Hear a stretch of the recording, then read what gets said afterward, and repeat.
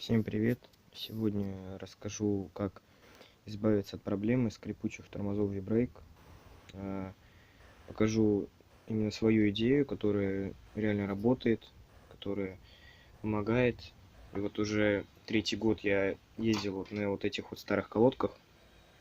Вот как видите, они уже сделаны так, чтобы они не скрипели. В общем, здесь все просто. Берутся новые прям колодки, вот они мне пришли с Китая. Они очень сильно скрипучие, они даже вот не резина, да, вот если вот на стоковых старых хоть прожимается немножечко, вот эта вот резина, ну она мягкая такая, то здесь вообще как пластмасса. Вот. Я, проверил, они очень сильно скрипят, я не стал даже ничего делать особого там, только вот кроме вот этого вот. Берется обычная ножовка по металлу и делаются вот такие вот прорези. То есть неглубокие, частые, где-то около 5 миллиметров.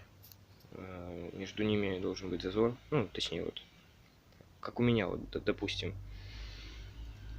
Вот, ну, они реально не скрипят. То есть, сколько я ездил на вот этих вот старых тормозах, уже четвертый год, получается, или третий, я точно не помню. Они у меня не скрипели вообще.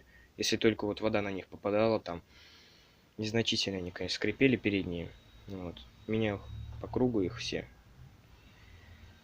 Вот так вот я избавился от скрипа тормозов. Надеюсь, кому-нибудь эта идея понравилась. Пользуйтесь. Всем пока.